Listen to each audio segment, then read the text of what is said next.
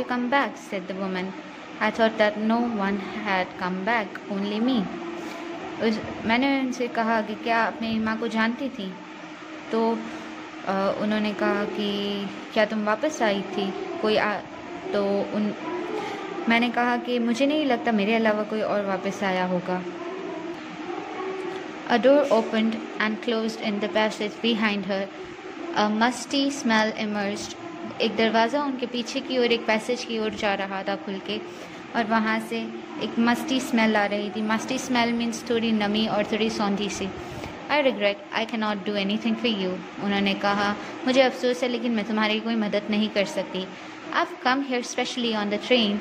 I wanted to talk to you for a moment. मैं यहाँ पर ट्रेन से इतनी दूर आपसे मिलने के लिए आई हूँ, कुछ देर आपसे बात करने के लिए.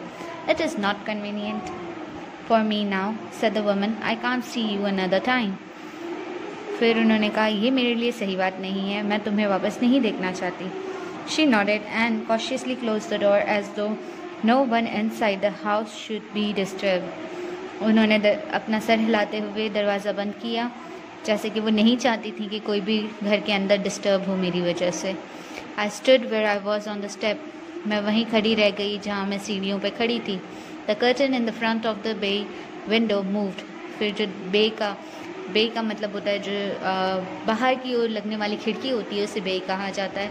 उसका जो मीन्स कर्टन था यानी पर्दा था, उसे भी उसने बंद कर दिया. She stared at me and would then have asked what I wanted.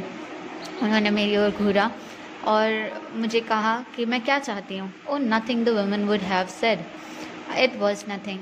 फिर उन्होंने कहा, कुछ नहीं, बिल्कुल भी कुछ नहीं. I looked at the name plate again. मैंने फिर से दरवाजे की ओर नेम प्लेट पर देखा. Darling, it said. उसके ऊपर डार्लिंग लिखा हुआ था. In black letters on white enamel. Black colour के लेटर्स में वाइट कलर के बेस पर लिखा हुआ था. And on the jamb a bit higher the number 46.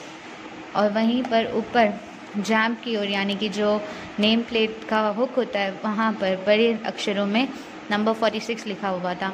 As I walked slowly back to the station, I thought about my mother, who had given me the address years ago. It had been in the first half of the war. मैं धीरे धीरे station की ओर चलने लगी. तब मुझे मेरी माँ की याद आई, जिन्होंने मुझे ये एड्रेस बहुत सालों पहले दिया था जब पहली वॉर छिड़ी थी. I was home for a few days and it struck me immediately that something or other about the rooms had changed.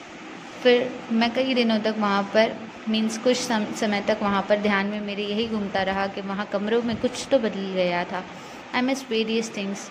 वहाँ पर कई चीज़ों को मैं मिस कर रही थी. My mother was surprise I should have notice so quickly.